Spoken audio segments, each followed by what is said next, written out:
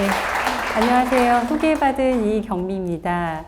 오늘은 면역에 대한 얘기를 좀 해볼까 해요. 오늘 요즘에 면역에 대한 관심도가 많이 증가되어 있는 시기고, 근데 이게 정확히는 또 잘 모르시는 것 같아요. 전문가들도 솔직히 정확하게 한 부분만을 알지 제대로 통합적으로 이해하시는 분들이 많지 않고, 또 무엇보다 중요한 게 우리 일상생활에서 어떻게 하면 면역을 올릴 수 있는지 굉장히 방법이 많거든요. 그런 부분들에 대해서 좀 여러 가지 얻어가실 수 있도록 진행을 해보도록 하겠습니다.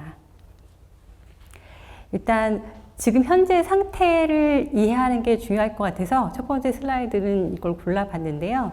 일단 지금 보시면 우리는 다 이제 무병장수, 병이 없이 이제 오래 살기를, 이제 가기 전까지 질병이 없이 건강하게 살다가 깨끗하게 이제 가는 거를 다 원하잖아요. 그래서 그런 무병장수의 한국인지 아닌지를 좀 통계 자료를 통해서 나온 기사가 있어서 갖고 와 봤는데 2020년에 발표되어 있는 자료고요. 이제 보시면 남자, 여자 2012년도부터 2018년도까지 다 기대 수명이 늘어나고 있어요. 이 얘기는 한국인은 점점 오래 살고 있다. 이것을 보여주고 있고, 근데 안타까운 것은 이제 건강한 기간은 남녀 모두 짧아지고 있어요. 이 얘기는 이 기사에서 보시는 것처럼 이제 오래 살게는 됐는데 병이 있는 기간이 길어진 거죠. 그러니까 유병장수의 시대가 됐다. 이런 얘기를 이제 보여주고 있는데요. 다행히 2022년도 가장 최근에 발표된 자료에 의하면 그래도 최근 2년 사이에는 이제 건강 수명이 조금은 더 늘어나긴 했어요. 근데 이제 이 트렌드가 바뀌는지 아닌지는 앞으로 좀 더 봐야 되겠지만 어쨌든 지금까지 2012년도부터 2018년도까지는 어떻게 보면 안타깝지만 우리 바람과는 다르게 유병장수, 그러니까 병이 있는 기간이 길어져서 오래 살고 있다. 이런 상태라는 거죠. 그럼 이 부분을 해결하기 위해서 우리가 어떻게 해야 될 것이냐, 뭐가 중요하냐 보면 질병을 예방하고 우리가 나이가 들더라도 건강하게 노화가 되는 게 중요하겠죠. 바로 이것을 위해서 중요한 게 바로 면역력이라는 겁니다. 면역력이 질병을 예방하는 것만이 아니라 건강하게 나이 들기 위해서도, 그러니까 노화를 늦추기 위해서도 굉장히 중요한 요소예요.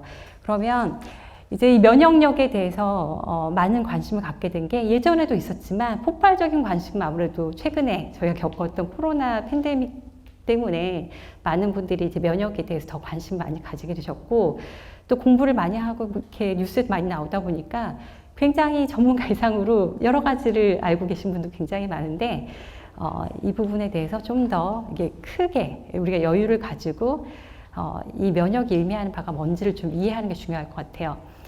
그 진료실에서 저희 환자분들을 보면 어떤 특징을 볼 수 있었냐면, 똑같이 이제 그 가족 중에 한 명이 코로나를 확진을 받았는데 한 집에 같이 사는 부부 아니면 자녀분들이 코로나 검사를 했는데 걸리지 않은 경우들도 있었고요.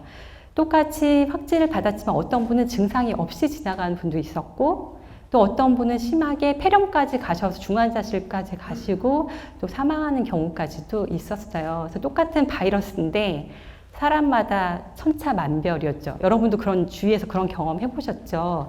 그럼 왜 이런 차이가 나느냐? 그 원인은 바이러스는 똑같은데 왜 질병의 경과나 뭐 중증도는 달랐을까? 이걸 보면 우리가 이제 워낙에 좀 극단적으로 뭐 아니면 도라는 사고방식을 좀 가지기 쉬운데, 건강에 있어서는 균형이라는 걸 항상 생각을 하셔야 돼요. 뭐든 균형이 제일 중요해요. 뭐 있거나 없거나 이렇게 두부 자르듯이 딱딱 잘라지는 게 아니고 항상 균형이 중요하다라는 걸 좀 이해를 하셨으면 좋겠고요. 이제 보면 질병이 발생하는, 질병으로 가는 거는 딱 균형이 깨졌을 텐데 어떠한 질병이든지 이 원리가 적용이 돼요. 그러니까 질병의 원인 중에 외부 요인으로는 뭐 바이러스나 박테리아나 환경의 독소라든가 뭐 이물질이라든가, 그리고 내부적으로는 우리 세포나 조직도 나이가 들면서 계속 일을 많이 하다 보니까 낡게 되는 노후된 조직들이 생겨나는데 이게 질병의 어떤 원인 요인이 되고요.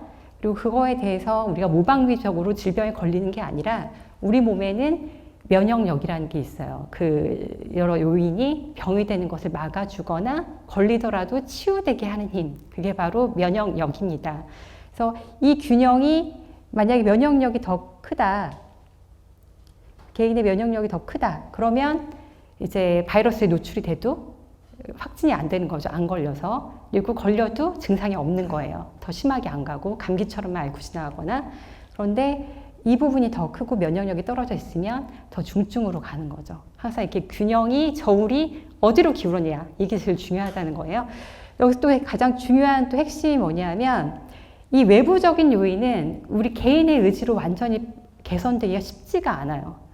환경 위생이나 이런 것들은 정치 사회적인 뭐 어떤 문화적인 것들도 있고 여러 가지 그 바이러스가 어떻게 걸러지는 건 아니잖아요.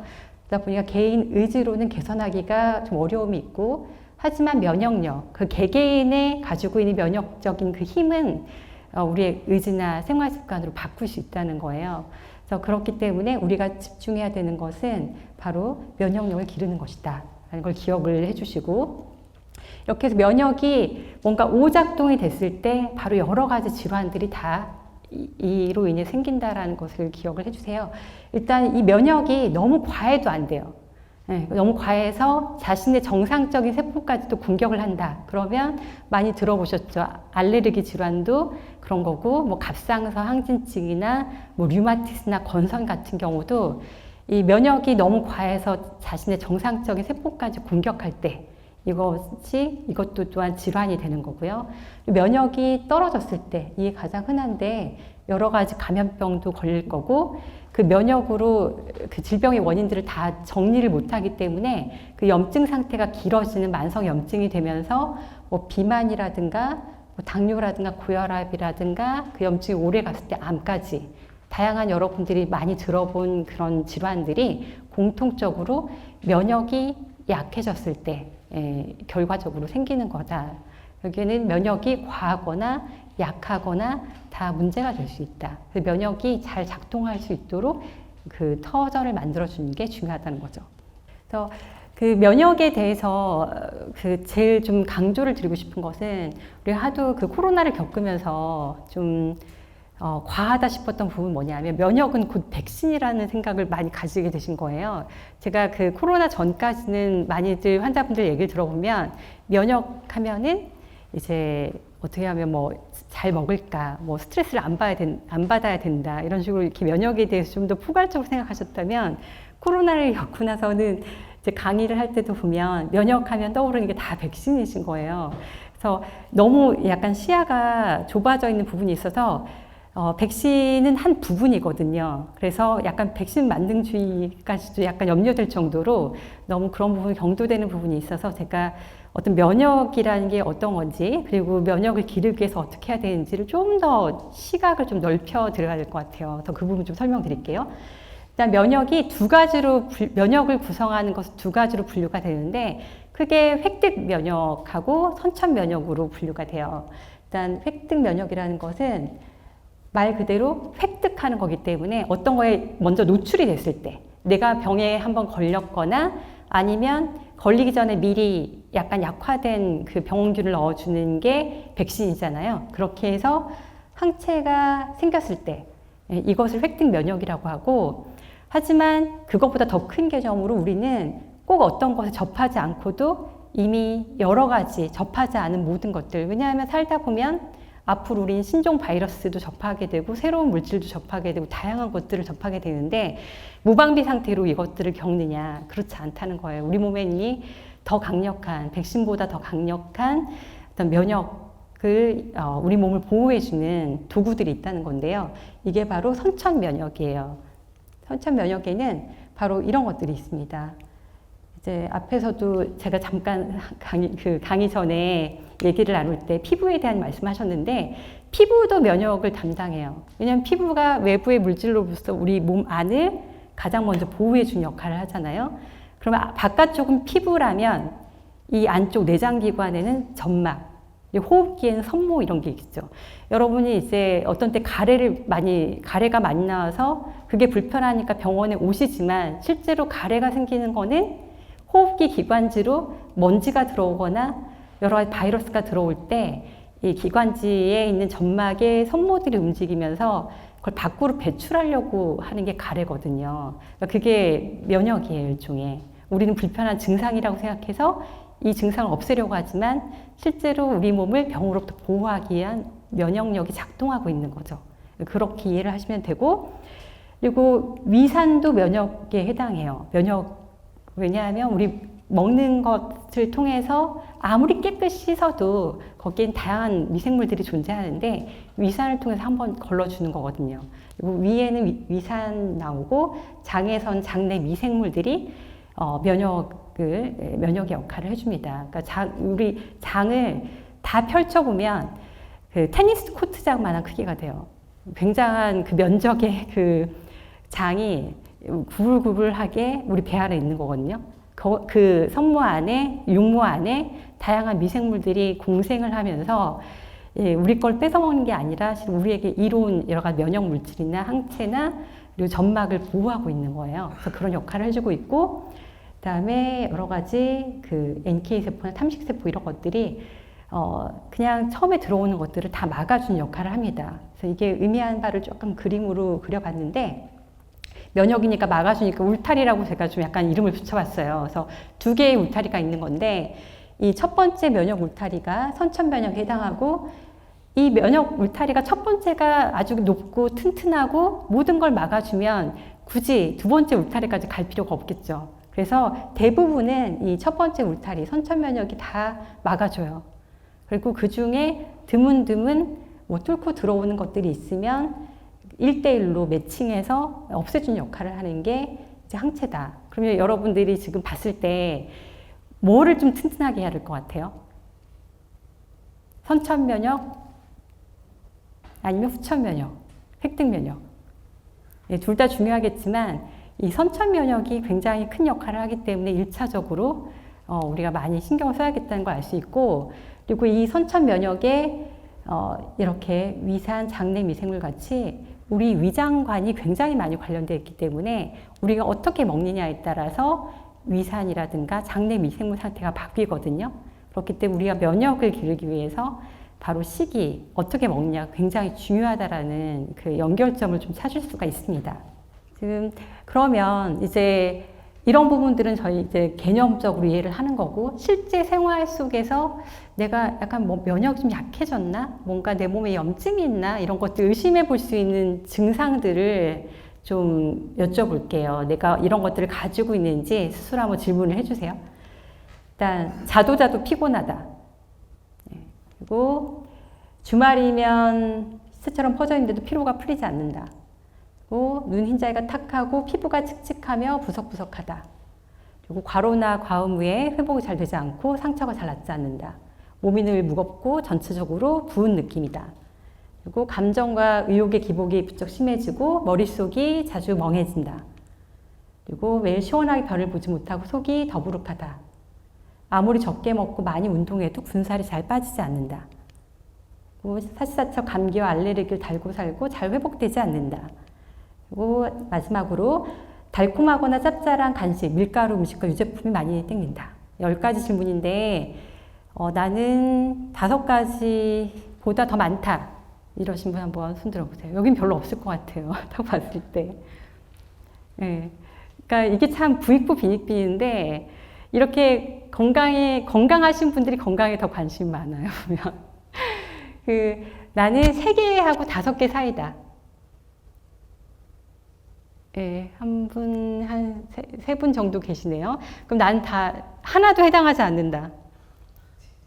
그렇진 않으시네요. 그러면 1-2개 정도 있으신 것 같은데, 제가 이게 뭐 의학적으로, 과학적으로, 논리적인 뭐 설문은 아니에요. 근데 강의할 때마다 그 강의 듣는 분들의 어떤 건강 수준을 파악하는 데는 굉장히 유용해서 한 번씩 이렇게 짚어보는데, 제가 발견했던 가장 최악의 그 군은 모 방송국의 PD 기자분들이셨어요. 그럼 그분들은 대부분이 7개 이상이었거든요. 10개 중에. 어떤지 상상이 가시죠? 그러니까 불규칙하게 드시고, 뭐 이렇게 아무래도 술이나 이런 걸 많이 하시니까 굉장히 몸에 증상들이 많으셨고요. 여기 계신 분들은 제가 봤을 때는 보통 제가 접하는 분들보다 건강한 축에 속하시는 분들이세요. 그래서 이제 이런 분들이 더 관심을 가져서 여기 딱 오시기 때문에 이제 건강한 분은 더 건강해지시고 또 무관심한 분은 더 건강해지지 않는 약간 부익부 빈익빈이다라고 생각을 하는데 이 설문이 중요한 부분 뭐냐면 이거예요. 결국에는 우리 몸이 보내는 신호거든요. 내가 지금 균형을 갖추고 있지 못해. 뭔가 균형이 깨졌어. 라는 신호를 보내고 있는데 이 신호가 왔을 때 이걸 귀 기울여 듣고 뭔가 노력을 하시고 변화를 하면 우리는 건강해질 수가 있고 이런 신호에 무심하면 점점 악화되겠죠. 바로 이게 어떤 우리 몸에 만성염증이 있고 면역이 약화되었다는 어떤 신호라고 보시면 되세요. 이런 신호가 왔을 때 계속해서 반복이 되면 아무리 무심하던 분들도 결국에 약간 덜컥 겁이 나세요. 주변에 누군가 아프더라라는 얘기를 듣거나 그래서 하시는 게 이제 저희들이 있는 병원에서 그냥 머리부터 발끝까지 그동안 열심히 건강을 희생하면서 이래서 번 돈 해가지고 병원에 쓰시는 거죠. 그리고 여러 검사를 해요. 근데 그때 뭔가 일정한 수치 이상을 넘기면 질병이란 진단을 받고요. 그렇지 않으면 또 병이 없다라고도 얘기를 들으세요. 나는 몸이 불편한데. 근데 그러면 그 상태는 뭐냐라는 거죠. 이렇게 뭔가 검사상에서 이상이 있으면 질병 진단을 받겠죠. 하지만 대부분은 검사상에선 이상이 없습니다라는 얘기를 제일 많이 들어요. 그러니까 나는 불편한 증상들이 앞에 얘기 들었던 것처럼 많이 있지만 검사상으로 이상이 없는 이 상태가 바로 미병 상태예요. 병이 아직 아닐 뿐인 상태죠. 그래서 이럴 때 우리는 질병이면 질병을 치료를 해야 되는데 이 미병 상태일 때 바로 면역관리, 건강관리를 해야 되는 거예요. 그렇게 하면 이 상태일 때는 미병 상태일 때는 뭔가 노력을 해줬을 때 더 건강한 상태로 갈 수가 있고요. 하지만 어떤 균형이 깨져서 경계선을 넘어서면 아무래도 원래 더 건강하던 상태로 가기는 좀 어렵죠. 하지만 그래도 노력을 하면 질병이 더 중증으로 안 가고 좀 더 개선되긴 할 텐데 앞에서 말씀드렸던 여러 가지 그 몸의 신호가 왔을 때 뭔가 면역을 높이기 위한 행동들을 취하면 우리는 되돌릴 수 있다는 거예요. 그러니까 더 건강해지시기도 하세요. 심지어는 제 환자 중에 암으로 진단받으신 분이 암을 계기로 식생활이나 이런 걸 싹 바꾸시고 나서 실은 그 전보다 여러 가지 당이라든가 콜레스테롤 수치 더 좋아지시고 지방간도 없어지는 분들이 계시거든요. 그만큼 우리 몸은 내가 노력한 것만큼 거짓말을 하지 않는다. 그러니까 노력에 보답을 한다라는 거예요. 그래서 지금 이 신호를 읽고 뭔가를 하는 게 지금 여기에 오신 분들 그리고 강의를 방송을 통해서 들으시는 분들 모두 내 몸의 신호를 잘 읽으시고 거기에 대해서 오늘 배우시는 그 면역을 올리는 팁을 잘 활용하시면 더 건강해질 수 있다. 이것을 기억해 주셨으면 좋겠습니다. 면역력에 영향을 주는 면역력을 높이는 세 가지 요소 여러 가지가 있지만 이렇게 세 가지로 조금 이렇게 압축시켜 보면 바로 영양과 마음, 그리고 자세와 운동 이 세 가지로 좀 분류를 할 수가 있고요. 오늘은 면역 밥상이 주제인 만큼 이제 영양에 대해서 조금 더 집중해서 보고 말미에 운동 그리고 마음에 대해서 좀 더 다뤄보도록 하겠습니다.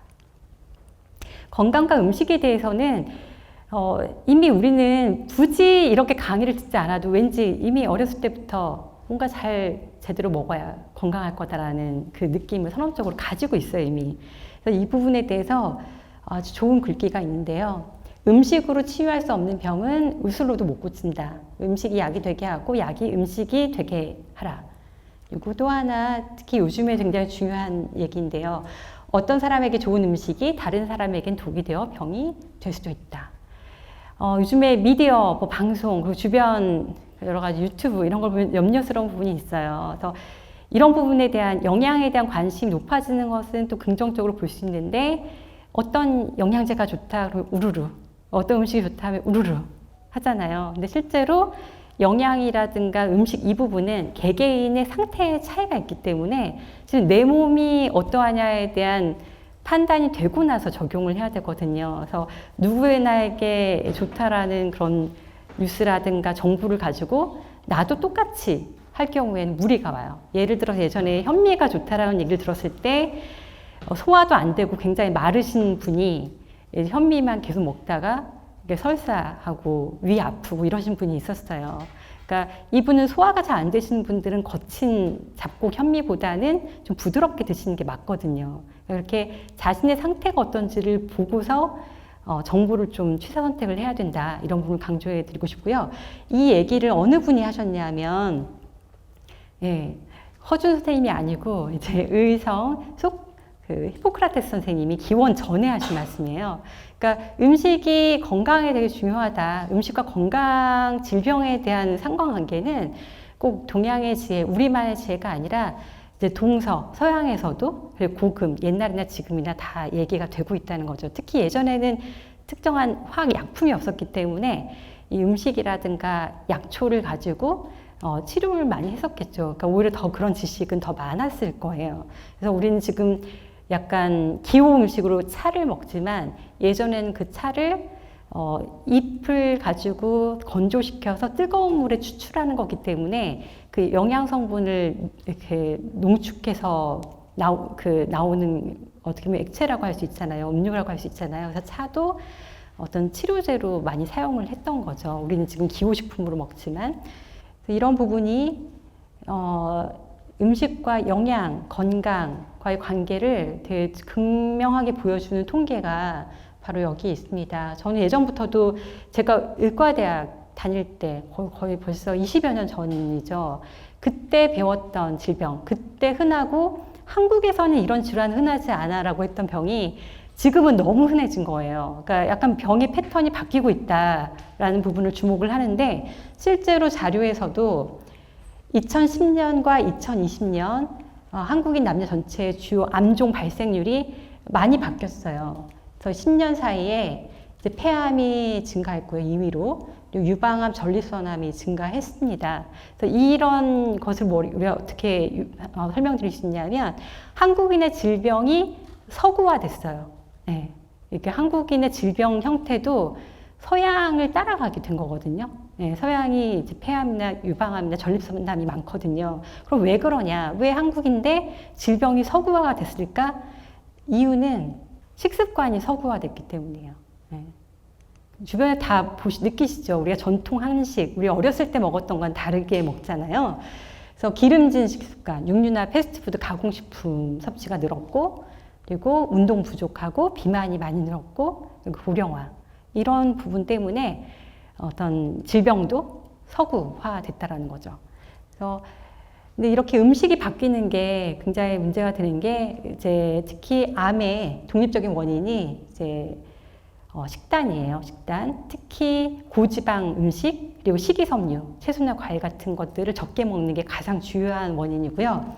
특히 작년에 굉장히 저명한 의학잡지인 랜시트에 실린 논문이 굉장히 좀 충격이었는데 한국인 2040 세대의 대장암 발병률이 세계 1위가 됐어요.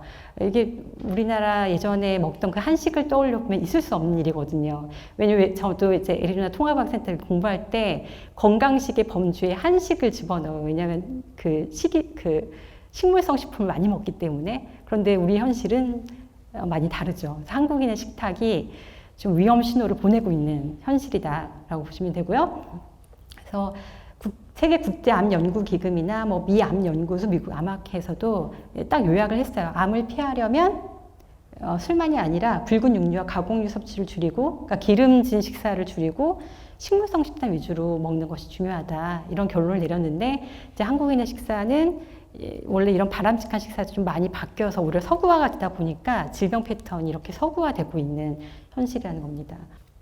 그래서 이 요약을 해드리면 나쁜 식습관과 뭐 스트레스, 운동 부족 이런 요인으로 인해서 면역 시스템에 어떤 문제가 생기고 그로 인해서 만성적인 염증이 생기고 다양한 증상과 질환, 우리가 익숙한 이 여러 가지 질환들이 부위가 다르고 명칭이 다 다르고 다 다르지만 면역 약화로 인한 만성 염증의 결과물이다라고 기억을 해주시면 되세요. 그래서 그러면 이 만성 염증을 줄이면 치료하면 질병을 예방하고 여러 가지 질환을 치료할 수 있겠죠. 그래서 약이 있을까요? 약이 없어요. 만성염증은 음식으로, 식습관으로 치유를 해야 됩니다. 왜냐하면 음식에는 치유적인 힘이 있는데 예전에는 그냥 배가 고픈 것을 채우는 개념으로 생각했지만 이제 이 음식 안에 대사 기능을 조절하고 염증을 조절하는 항산화, 항염증 성분이 있기 때문에 음식이 가장 좋은 만성염증의 치료제라는 거죠. 그래서 지금 보면 시기 중에 뭐 고혈압 시기, 뭐 고지혈증 시기, 당뇨 시기 다양하게 많은데 솔직히 저도 고백을 하겠지만 각각을 다 외우는 건 어려워요. 그렇지 않나요? 어떻게 우리가 다 알고 내 몸에 어떤 병이 생길 줄 알고 당뇨 시기, 고혈압 시기, 고지혈 시기를 몇 개마다 하나요? 솔직히 불가능하고 마치 그것과 같아요. 우리가 보험을 드는데 나는 심혈관 관련된 보험을 잔뜩 들었는데 나중에 심혈관이 아니고 뭐 뇌질환이 생겼다 뭐 그런 거랑 비슷한 상황이 돼버리는 거죠. 그래서 고혈압, 뭐 당뇨, 고지혈증 따로따로 외우시지 마시고 오늘 배우는 그 항염증, 그러니까 면역 밥상이 이 모든 질환에 다 적용이 돼요. 만성염증을 줄이기 때문에 고혈압, 당뇨, 고지혈증, 뭐 암 예방에 다 적용이 되는 식사법이기 때문에 그거 하나를 항염증 식사, 면역 밥상만 잘 실천하시면 다양한 질환들이 다 예방될 수 있다. 그렇게 하시는 게 훨씬 실천하시기가 쉬우실 것 같아요. 그러면 이제 본격적으로 그럼 어떻게 식사를 구성해야 되느냐 이 부분을 좀 빨리 이제 지나갈 건데요. 저는 이제 어떤 걸 먹어야 되느냐 이런 집착보다는 조금 질문을 바꿔야 된다고 생각을 합니다. 항상 우리는 뭘 먹어야 되지에 너무 집중을 해요. 그게 아니라 실은 무엇을 먹지 않아야 되는지가 더 중요해요. 내가 아무리 좋은 거를 먹어도요, 해로운 거 하나 먹으면 말짱 도루묵이에요. 물론 좋은 걸 먹은 노력은 좋지만 오히려 내가 먹고 있는 식사나 식품을 잘 보고서 그 중에 해로운 것들을 좀 안 하는 게 훨씬 쉽고 효과적이다. 예, 이걸 기억해 주시고 무엇을 먹지 않아야 되는지 그리고 어떻게 먹어야 되는지 이 질문으로 좀 넘어가셨으면 좋겠고요. 그리고 밖이 아니라 안을 봐야 돼요. 그래서 우리는 항상 식품만 생각하거든요. 뭘 먹어야 되지? 어떤 식품, 어떤 영양제 이게 바뀌죠. 우리 몸이 아니고 우리 밖에 있는 거에만 많이 신경을 쓰는데 앞에서 히포크라테스 선생님 말씀처럼 내 몸이 어떤지 아무리 좋은 걸 먹어도 내가 소화 흡수해내지 않으면 내 몸에 안 들어오겠죠. 그래서 내 몸 상태가 어떤지 내 몸 안을 보는 게 훨씬 중요하다. 이런 우리의 질문을 바꿈으로 해서 인식이 바뀌고 행동이 바뀌고 결국에는 삶이 바뀌게 되겠죠. 그래서 질문을 좀 바꿔야 된다. 이 슬라이드를 꼭 기억을 해주시고요. 그러면 무엇을 먹지 않아야 되는지부터 설명을 좀 드릴게요. 가장 기본적으로는 원래 자연에 있지 않았던 것들, 뭐 첨가물, 우리 가공식품 이렇게 사보면 뒤에 무수히 많이 우리가 몰랐던 다양한 어려운 용어들이 많이 있잖아요. 그게 다 첨가물이고 화학물질이죠. 자연의 맛을 흉내내기 위해서 첨가하는 거. 그리고 정제되어 있는 설탕. 예, 원래 유기 원당이 아니라 이걸 표백해서 가공한 설탕. 그리고 소금도 이제 천연 소금, 천일염하고 정제 소금은 달라요. 이게 뭔가 가공을 거친 것들은 다 인위적인 것들이죠. 이런 부분들은 좀 덜어낼수록 좋겠고요. 지방도 이제 고기에 있는 포화지방보다 더 안 좋은 게 트랜스지방이에요. 그러니까 트랜스지방 가공된 지방인데 대부분의 가공식품, 그리고 냉동식품 이런데 이렇게 우리가 종이에 올려놔보면 기름이 이렇게 배잖아요. 그게 바로 트랜스지방이에요. 그래서 이런 트랜스지방, 이런 부분들을 좀 줄여 먹는 게 가장 핵심이고 또 저희가 검사를 하다 보면 이렇게 내 몸에 염증을 일으키는 음식들이 좀 있어요. 개개인마다 혈액검사에서. 이런 음식들이 어떤 영향을 주냐면 피로감, 그리고 약간 두통이나 불면증, 자가면역질환, 가령 뭐 피부 부종, 그리고 약간 알레르기, 기분의 변화 이런 여러 가지 증상들을 다 일으킬 수가 있어요. 그래서 이런 음식들을 꼭 검사를 통해서 찾지 않으셔도 여러분들이 뭔가 내가 불편한 증상이 있고 질환이 있는데 잘 안 낫는다. 뭔가 계속 재발한다. 그렇다면 한 번은 의심을 해보라는 거예요. 뭔가 내가 먹고 있는 게 영향을 주는 것은 아닐까라고 의심을 해보는 게 일단 중요하고요. 그런 다음에 한번 기록을 해보세요. 한 일주일, 2주일 정도 내가 먹고 있는 것과 그날의 기분, 뭐 배변 상태, 그리고 뭐 피부가 뭐 가렵다거나 아니면 소화가 안 된다거나 뭐 두드러기가 있다거나 이런 부분들을 기록을 해보시면 내가 먹고 있는 것과 증상 간에 좀 연결이 되거든요. 그래서 그런 음식이 나에게 뭐 염증을 일으키는 음식일 수가 있다. 그래서 그런 것들을 발견해서 좀 피해 주시는 것도 한 방법이 될 수가 있어요. 그래서 중요한 것은 이 전신의 다양한 증상이 음식으로부터 올 수 있다는 걸 한 번은 의심해 봐라 라는 얘기를 드리고요. 그 다음에 어떻게 먹어야 되는지 이제 탄수화물을 고를 때에는 이제 혈당을 빨리 올리느냐 아니면 천천히 서서히 올리고 서서히 낮추느냐 이 차이가 중요한데요. 그러니까 탄수화물이라고 해서 똑같은 탄수화물이 아니에요. 그래서 어떤 봤을 때 여러분들이 봤을 때 이렇게 혈당을 확 올리는 것, 높게 빨리 올리는 것과 느리게 천천히 올리는 것 이게 염증을 높일까요? 아니면 두 번째가 염증을 높일까요? 첫 번째가 염증을 높일 것 같다. 네. 그리고 두 번째가 염증을 높일 것 같다. 네. 네. 여기 계신 분들은 다 이해를 하고 계시네요. 이런 음식들, 혈당을 빨리 올리는 것들, 많이 올리는 것들이 염증을 높여요.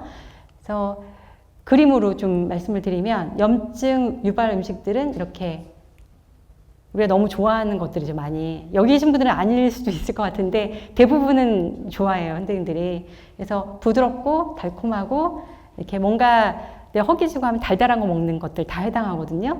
근데 이런 것들을 이제 혈당을 빨리 안 올리는 걸로, 그러니까 먹지 마라가 아니라 좀 바꿔서 먹어라라고 저는 말씀을 드려요. 먹지 못하는 건 우리가 괴롭잖아요.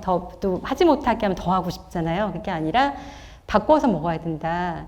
그러면 이제 백미밥은 좀 잡곡이 섞인 거를 좀 거칠게, 그리고 이렇게 빵을 먹더라도 뭐 통밀빵이라든가 거칠게 좀 먹고 원래 있던 그대로 좀 바꿔서 먹으라는 거죠. 그래서 약간 덜 가공이 되고 거칠게 통곡류를 먹는 게 우리 몸의 염증을 낮추고 특히 뱃살을 줄이는 데 도움이 돼요. 이런 당을 빨리 높이는 음식들이 지방간 그리고 복부 비만의 주범이거든요. 그래서 이렇게 탄수화물만 먹지 마라가 아니라 이렇게 바꾸는 것만으로도 배가 훨씬 가벼워진다. 그래서 요즘에는 또 탄수화물에 대한 공포가 또 너무 심해서 아예 탄수화물 안 드시는 분들이 있는데 그건 또 안 돼요.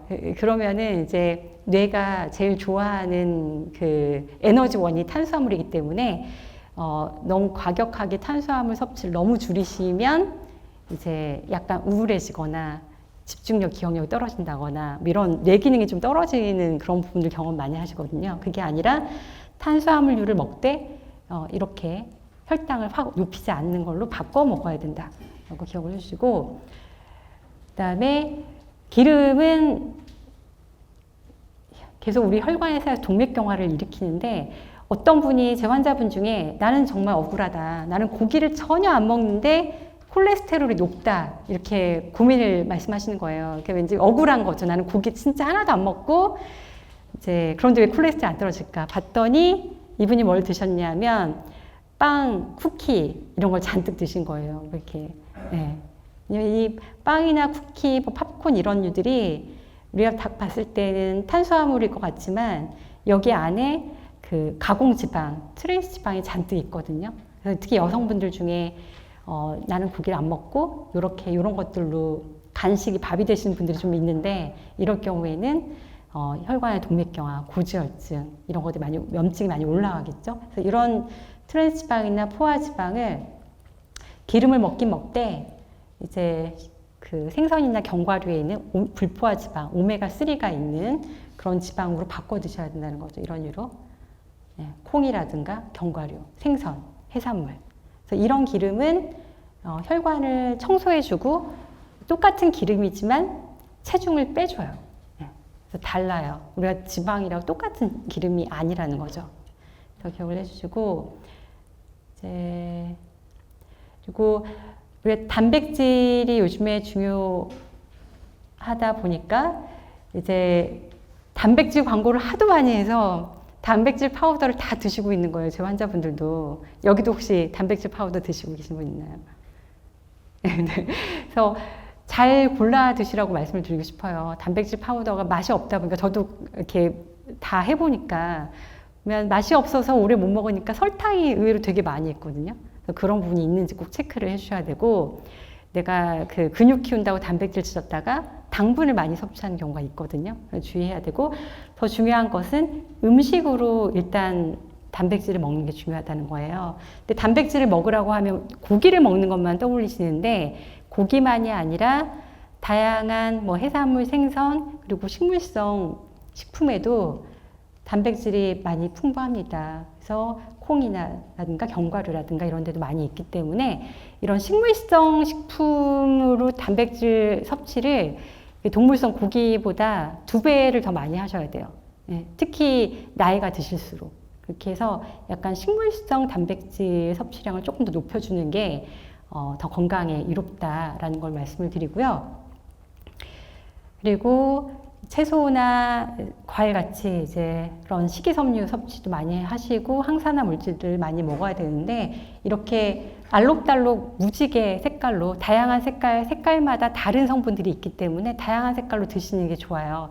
그래서 이렇게만 드셔도 여러 가지 항염증, 항산화가 다 되시는 건데, 이런 부분 때문에 대부분 이제 영양제를 많이 먹잖아요. 근데 중요한 것은 특히 칼슘에 대한 여러 가지 기사들이 매번 다르게 나오는데, 혈관에 축적이 된다거나 또 영양제 관련한 뉴스들은 어떤 때는 좋다고 했다가 어떤 때는 나쁘다, 이렇게 결과들이 다 다르게 매번 다르게 나와서 혼동을 주잖아요. 그게 왜 그러냐 하면 식품하고 영양제는 차이가 있어요. 왜냐하면 이제 식품은 하나의 영양소가 고농도로 되어 있는 게 아니라 다양한 영양소가 섞여 있어요.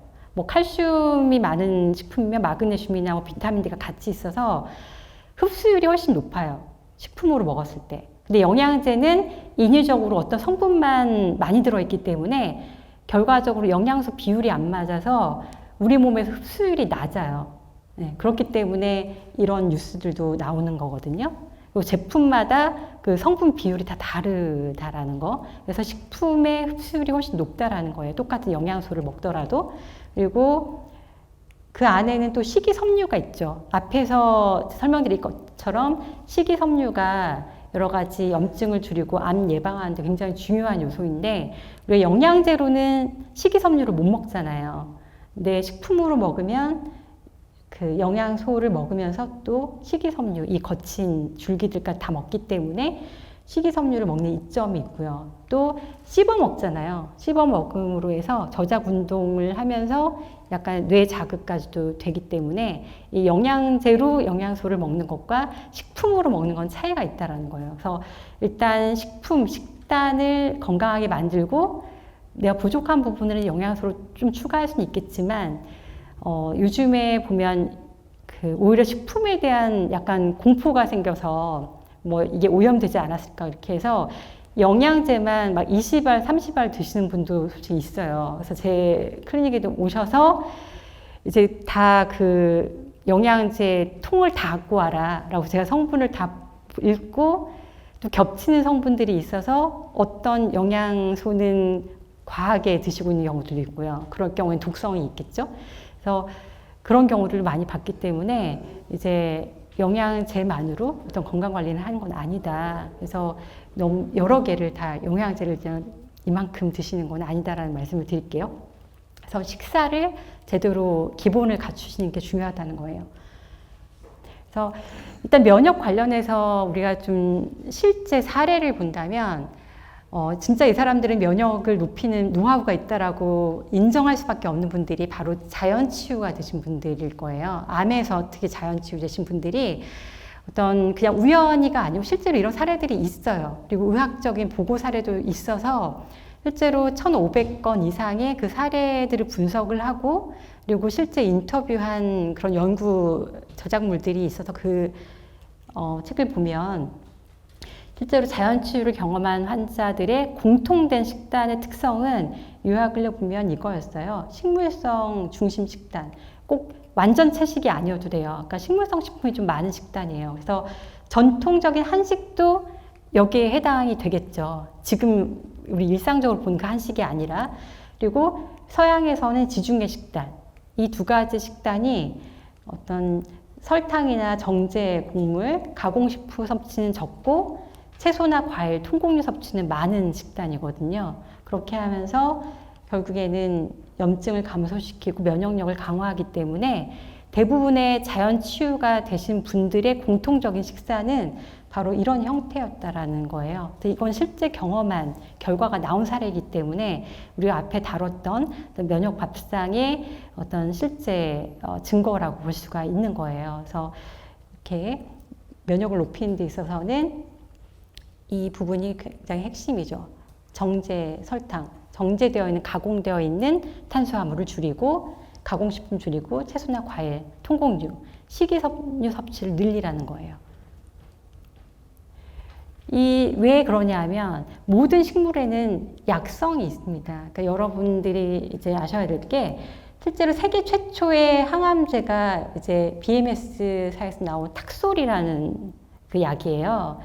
제가 BMS에서 좀 약물 임상시험 관련해서 같이 일을 했었었는데 이 탁솔이 원래 뭐냐면 이 주목나무 여기에서 추출한 성분을 이제 그 구조를 화학적으로 재합성한 거예요. 그래서 약으로 이제 특허를 받은 거거든요. 그리고 우리가 많이 먹는 아스피린 그 살리실산도 그 성분은 이제 버드나무 껍질에서 온 거예요. 그러니까 결국 우리가 알고 있는 영양제라든가 그리고 약들도 결국엔 그 기원은 그 식물성, 자연에 있는 식물에서 그 구조가 나온 거라는 거죠. 그것을 화학적으로 재합성을 해서 어떤 새로운 물질이라는 인증을 받은 거지만 그 뿌리는 식물에 있다라는 거예요. 그래서 항암제조차도 식물에서 나온 거죠.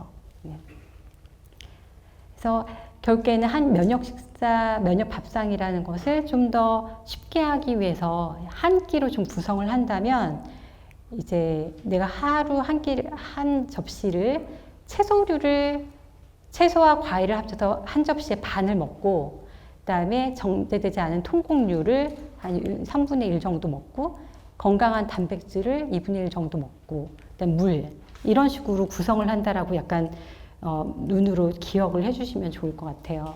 그래서 이제 이렇게 식품을 보면 뭐 약이라든가 영양제처럼 그 성분이 안 나와 있기 때문에 뭐가 들어있는지 우리가 좀 놓치는 경우가 있지만 이 음식에 결국엔 여러 가지 이런 영양 성분들이 다 들어가 있다라는 거죠. 음식이 약이라는 겁니다.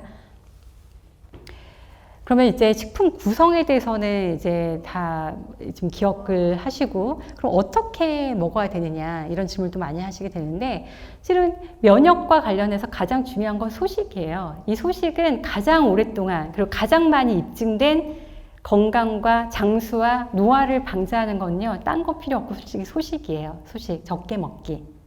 그래서 연구를 통해서도 이제 여러 가지 다양한 종에서 평균 수명과 최대 수명을 증가시켰고 인간과 가장 유사한 포유류, 원숭이에서도 심혈관 질환, 수명을 연장하는 효과가 이 정도로 입증되어 있는 영양제라든가 식품은 없어요. 소식만이 이렇게 많은 연구 결과, 증거를 가지고 있다. 그래서 소식이 굉장히 중요한데 그러면 이것 때문에 극단적으로 단식을 하시는 분들 그것은 맞지 않아요. 단식은 한 극단이잖아요. 그것보다는 내 몸에 다 실험을 할 수는 없고 좀 편하고 쉽게 우리는 또 일상을 하기 때문에 일상생활을 하면서 좀 적용 가능한 것들을 찾아서 조금씩 해보고 시도해보고 좀 점진적으로 노하우가 생기면 다양한 방법으로 자기 나름 하는 약간 점진적인 방법을 저는 권해드리는데 그리고 현대인이 소식을 하기 위해서 어떻게 하는 게 좋겠냐. 규칙적인 식사를 하는 거예요. 식사가 규칙적이지 않으면 그 다음 식사까지 너무 배가 중간에 고프기 때문에 분명히 그 다음 식사에 폭식을 하게 되거든요. 과식을 하게 돼요. 그래서 규칙적으로 먹는 것만으로도 약간 소식을 하게 되고요. 식사 횟수가 많아져서 더 많이 먹는 게 아니에요. 오히려 규칙적으로 드셔야 소식을 하게 됩니다. 그리고 야식만 안 먹어도 여러분이 요즘 유행하는 간헐적 단식을 할 수가 있어요. 이 간헐적 단식이 현대인이 일상생활에 적용하는 소식의 방법으로 굉장히 전 바람직하다고 생각하고 저도 13시간 정도를 하는데 주말엔 좀 더 길게 하려고 하고요. 일정 시간 동안 음식 섭취를 제한하는 거예요. 왜냐하면 위하고 장에서 음식을 소화하는데 우리 몸의 에너지가 한 40%가 쓰이거든요. 굉장히 많죠. 근데 안 먹는 동안 우리 몸은 휴식을 취하고 회복을 하는 거예요. 그리고 이게 분자적으로, 세포적으로 봤을 때도 유전자 손상을 보호하는 그런 기전이 작동을 합니다. 그럼 어떻게 하느냐? 저는 처음에 하시는 분들은 야식만 안 먹어도 된다. 12시간 간헐적 단식이 된다라고 말씀을 드려요. 이게 가장 쉬워요. 왜냐하면 만약에 내가 저녁을 6시에 맞췄다. 마무리를 했다. 그러면 아침을 6시 이후에 먹기만 해도 뭔가를 안 먹는 시간이 12시간이 되잖아요. 이게 12시간 단식이에요. 어렵지 않죠. 내가 만약에 7시에 맞췄다 그러면 아침은 7시 이후에 먹는 거고요. 그래서 만약에 내가 6시에 마치고 그 다음날 7시 이후에 식사를 했다 그러면 13시간 공복이 되는 거거든요. 그럼 13시간 간헐적 단식이 되는 거예요. 그래서 중요한 포인트는 요즘에 유행하는 야식 메뉴나 이런 배달이 너무 발달해서 제가 봤을 때 여기 계신 분들은 야식 안 드실 것 같은데 야식을 요즘에 젊은 분들이나 굉장히 다양하게 많이 먹죠. 그래서 이 야식만 안 먹어도 이 12시간 공복은 너무 쉽다는 거죠. 그래서 매일매일 간헐적 단식을 하게 되고요. 그러면 여러 가지 우리 몸이 그 사이에 해독, 치유가 일어난다라는 거예요. 그래서 실제로도 그 초기 유방암 환자 2,500명을 4년간 추적했을 때 13시간 이상 공복을 간헐적 단식을 하신 분들에서 이제 암이 재발을 하지 않고 뭐 인슐린이라든가 혈당이라든가 이런 것들이 훨씬 좋았다라는 결과들이 굉장히 많아요. 그래서 간헐적 단식은 일상에서 이렇게 쉽게 실천을 해주시고 중요한 것은 간헐적 단식은 또 지키는데 이 먹는 시간에 먹는 음식이 막 가공식품 패스트푸드면 안 되겠죠. 그래서 시간대는 간헐적 단식을 지켜주시고 먹는 식사의 구성은 면역밥상의 그 원리를 지켜주시면 가장 건강한 식생활이 되지 않을까라고 생각합니다. 되시죠? 네, 이렇게 해주시고 그러면 이 결과가 결국 어떠한 우리 몸에 어떤 부분에 영향을 미치냐 하면요. 이제 미토콘드리아라는 게 있어요. 이제 우리 몸의 세포. 그러니까 이 전신의 모든 세포가 결국에 있는데 이 세포마다 이 안에 이 미토콘드리아 되게 재미있게 생겼죠. 얘네들이 있어요. 이 미토콘드리아가 에너지를 만들어내거든요. 우리가 음식을 먹으면 영양소를 위장에서 장에서 흡수를 하고 혈액으로 운반이 되고 폐로 호흡을 하면 산소가 또 혈관을 통해서 이 세포로 전달이 돼요. 그리고 최종적으로 이 미토콘드리아라는 곳에서 영양소와 산소가 결합해서 ATP라는 에너지를 만들어내고요. 그 에너지를 우리는 말하고 생각하고 걷고 모든 거를 하는 거예요. 그러면 이 미토콘드리아 기능이 떨어지면 당연히 피곤하고 무기력하고 여러 가지 노화가 일어나겠죠. 그래서 결국에는 이 만성염증 면역 저하의 그러면 그 원인은 그 전 단계는 바로 세포 안에 있는 이 미토콘드리아 기능이 떨어지고 숫자가 줄어드는 거예요. 이 미토콘드리아를 좀 이해하실 수 있도록 제가 자동차 엔진과 같다라고 좀 생각을 떠올려 봤어요. 이렇게 뭐 하다가 갑자기 문득 떠올라서 이걸 비교하면 좋겠다 이렇게 생각을 해봤는데 우리 자동차 엔진이 낡으면 어느 순간 멈춰버리죠. 근데 그 전에 여러 가지 신호를 보낼 거예요. 뭔가 뭐 소리가 난다든지 뭔가 흔들린다든지 그 신호가 앞에서 제가 말씀드렸던 그 10가지 증상 말씀드렸죠. 그 신호가 바로 여러 가지 여러분들이 몸이 보내는 신호가 엔진 기능이 떨어진다는 그런 신호예요. 이렇게 했을 때 우리 이 엔진 노후가 결국 우리 세포 안에 있는 미토콘드리아가 기능이 떨어지는 것을 의미하고요. 그럼 우리가 차의 엔진을 좋게 하기 위해서는 어떻게 해요? 평소 운전 습관을 좋게 해줘야 되죠. 뭐 급발진 안 하고 급출발 안 하고 그리고 엔진이 들어가 있는 공간을 청소를 해주면 훨씬 엔진을 이렇게 노후가 되지 않게 잘 관리할 수 있을 거예요. 그럼 자동차가 훨씬 잘 나가겠죠? 그럼 우리 몸에 대해서는 어떻게 해야 되냐? 소식을 해주는 게 위장관과 세포의 부담을 줄여주고 노폐물을 줄여주겠죠. 그렇게 많이 과하게 안 먹으니까. 그리고 간헐적 단식과 운동을 해주는 게 노폐물을 청소해 주는 거예요. 네. 비유가 이렇게 되면 이해가 되시죠? 결국에는 이 과정을 우리가 계속 해주시면 자동차 엔진이 똑같은 엔진이라 잘 관리해서 오래 자동차를 쓸 수 있는 것처럼 우리 몸의 미토콘드리아 더 건강하게 할 수 있다는 거예요. 실제로 이 연구, 이거는 근육세포인데요. 근육세포에서 이건 젊은 사람이고 나이 든 사람이에요. 이게 미토콘드리아인데 미토콘드리아 개수가 다르죠. 네, 나이가 들면 미토콘드리아 개수가 줄어들고 모양도 조금 안 좋아져요. 그런데 놀라운 것은 이 똑같은 젊은 사람이지만 이 몸을 움직이지 않는, 그냥 가만히 앉아가지고 그냥 의자에 앉아서 그 컴퓨터만 하고 TV만 보는 사람하고 육체적으로 운동도 하고 많이 움직이고 부지런한 사람, 이 미토콘드리아 차이를 보세요. 네, 달라요. 똑같이 젊어도 내가 얼마나 활동적이냐에 따라서 이 세포 안에 미토콘드리아 개수가 다르고, 또 나이가 들어도 운동을 한 사람은 미토콘드리아가 훨씬 많죠. 건강하고. 그래서 이제 우리가 운동을 하고 활발하게 움직여 줄수록 나이가 들어도 이 세포 안에 그 에너지 만들어내는 기관인 미토콘드리아는 더 건강하게 유지할 수가 있다는 거예요.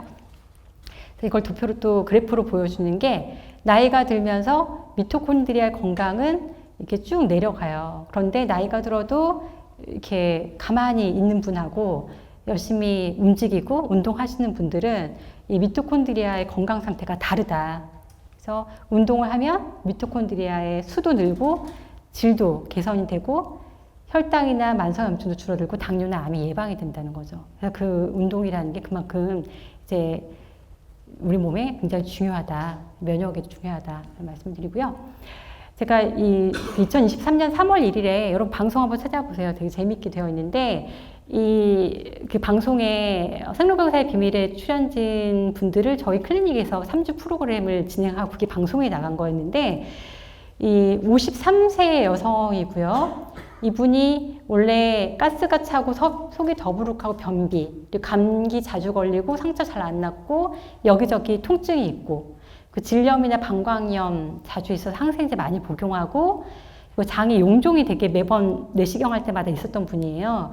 이분의 식사를 봤더니 고기 좋아하시고, 구이로 주 2, 3회, 빵, 떡, 튀김류 좋아하고, 술 마시고, 식이섬유가 하루 권장 섭취량 중에 3분의 1밖에 안 돼요. 이런 분이셨는데 3주 동안 운동하고 또 면역 밥상 형태로 그 원칙대로 식사를 만들어 드시고 나서 소화불량이나 더부룩한 거, 변비, 가스 차는 증세 너무 좋아지셨고요. 이런 부분은 정말 저희 외래에서 환자를 보면은 정말 1, 2주 만에 좋아지세요. 그러니까 다들 믿기지 않아 하지만 이런 위장관 증세는 식사가 바뀌면 아주 드라마틱하게 좋아진다. 그 이분이 식사를 규칙적으로 하시게 됐고, 과식 줄어들고, 식사 속도 천천히 좀 덜 먹게 되겠죠. 소식을 하게 되는 거예요, 예전보다. 고지방 육류 줄여주시고, 쌀밥, 정제 탄수화물에서 통곡, 잡곡밥으로 변경했고요. 복합 탄수화물 늘리고, 채소, 식이섬유를 늘렸어요. 그리고 그 빵, 떡, 튀김, 탄산음료, 당 줄이고, 조리할 때도 당류를 줄이고, 식이섬유 섭취를 예전보다 훨씬 늘려서 한 3분의 2까지 늘렸거든요. 그래서 결국엔 3주 동안, 3주 만에 체지방은 1.8kg 줄었고요. 근육은 0.3kg 늘었고, 콜레스테롤이 정상화 되셨어요. 그래서 이렇게 밥상과 운동이 바뀌면 몸이 바뀌는 거예요. 그리고 더 놀라운 거는 이 장내 미생물이 면역에 굉장히 중요하다고 말씀드렸잖아요. 이거를 이제 변으로 저희가 검사를 해보면 장 안에 어떤 미생물이 있는지 유전자까지 다 볼 수가 있거든요. 전후 비교를 했을 때 이분이 처음에는 유해균, 그 염증 일으키는 미생물들이 굉장히 많았는데 3주 후에 이렇게 많이 줄었거든요. 이렇게 내 몸에 어떤 겉으로 나타나는 여러 가지 수치, 그리고 장 안에 있는 미생물까지도 이렇게 변화가 될 수 있다는 겁니다.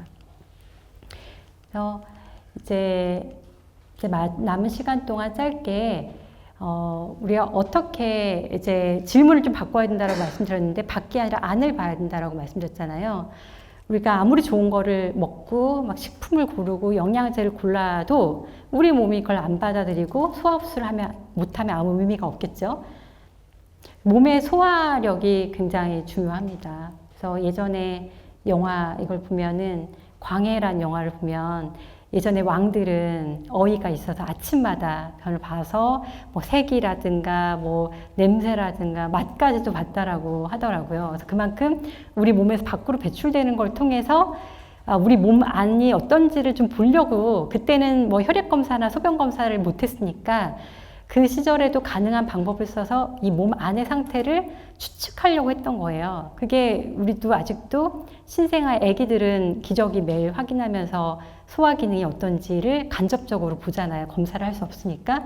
그만큼 내가 어떤 소화하고 흡수한 게 어떤지가 건강에 중요하기 때문에 이렇게 했겠죠. 실제로 소화 과정이 고려할 게 굉장히 많아요. 그래서 심리적인 부분 중요하고요.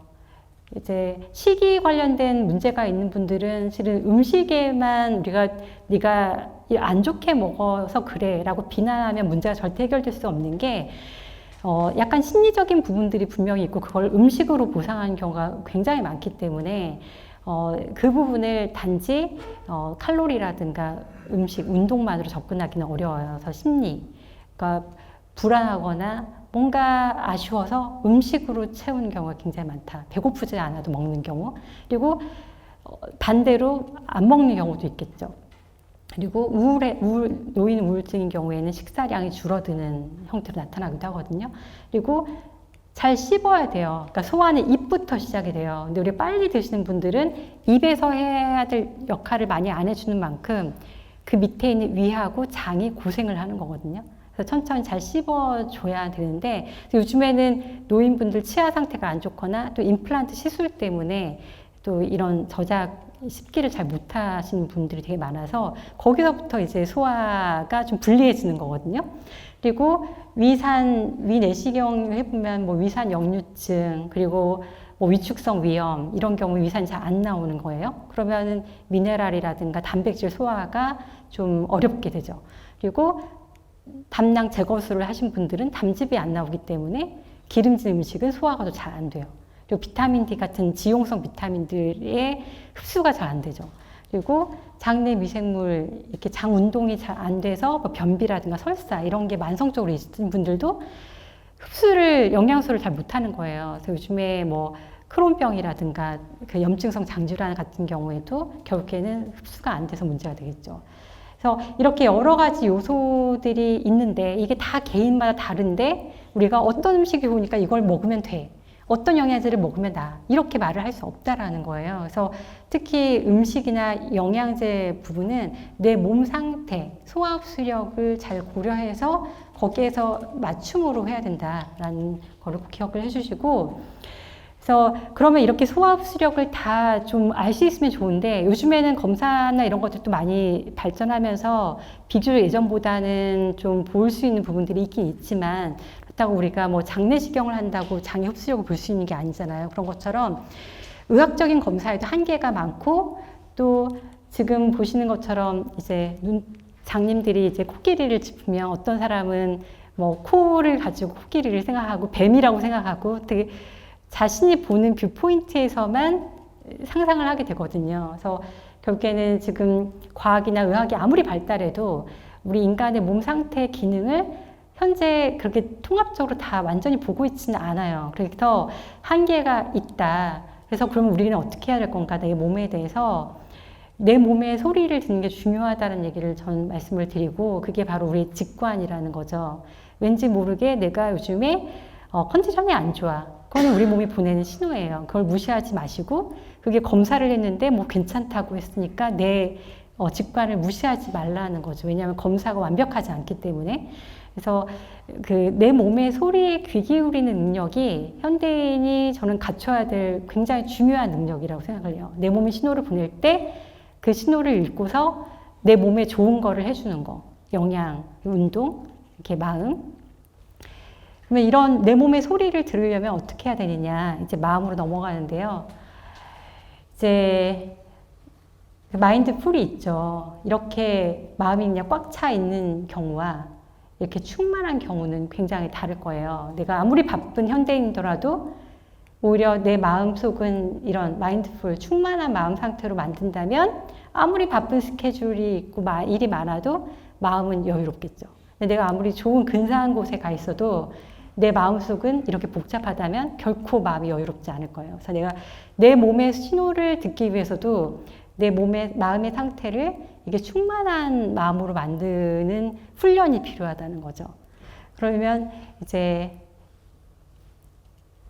그 자연치유 생존자들이 실제로 암에서 자연치유된, 그러니까 현대의학적인 치료가 안 돼서 병원에서 포기를 했는데 이제 그런 치료법 없이 나은 분들, 그리고 여러 가지 그 현대의학적인 방법이나 대체요법 다 같이 적용을 해서 나은 분들, 이런 분들이 자연치유의 범주에 들어가는데 실제로 이분들이 치유된 요소 10가지를 봤을 때 3가지만 신체적인 요소였고요. 7가지가 다 심리적인 부분이었어요. 거기에는 뭐 영적인 연결이라든가 직관 이런 것들이 다 들어가는데, 그러니까 그만큼 어떤 심리적인 부분이 면역과 치유에 굉장히 중요하다는 거고요.